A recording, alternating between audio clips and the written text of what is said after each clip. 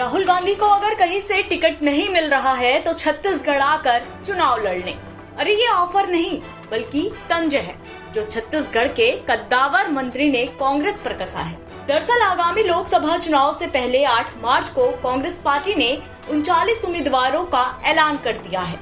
कांग्रेस की इस पहली लिस्ट में कांग्रेस नेता राहुल गांधी का नाम भी शामिल है, लेकिन इस बार राहुल अपनी पारंपरिक सीट अमेठी से चुनाव न लड़कर केरल के वायनाड से चुनाव लड़ने जा रहे हैं। अब उनके इस फैसले के बाद बीजेपी लगातार कांग्रेस को घेरने का एक भी मौका नहीं छोड़ रही है।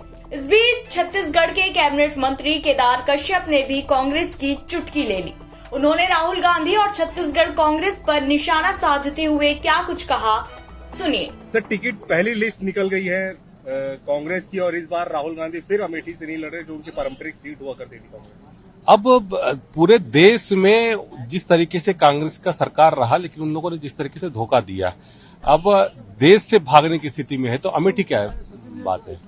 और यदि उनको टिकट की यदि कहते हैं चुनाव में कहीं स्थिति नहीं दिख रही है, ऑलरेडी कहते हैं छत्तीसगढ़ में बाहर के लोगों को बुला करके वो लोग टिकट देते हैं, यहाँ से राज्यसभा सांसद बनाते हैं, तो यहाँ बुला करके राहुल गांधी को टिकट दे कहीं से चुनाव लड़ने। इसके अलावा भूपेश बघेल के चुनाव लड़ने पर केदार ने गोलमाल रिटर्न फ्लॉप होने की बात कहते हुए क्या कहा, ये भी सुनिए। बृजमोहन जी को लोकसभा का टिकट दिया गया तो बहुत सारी बातें हुई, अब भूपेश जी लड़ रहे हैं लोकसभा। देखिए, भूपेश बघेल जी, अब ये तो जो गोलमाल करने वाले लोग हैं, इन गोलमाल लोगों को करने वाले लोगों को अब तो लोग जान गए हैं।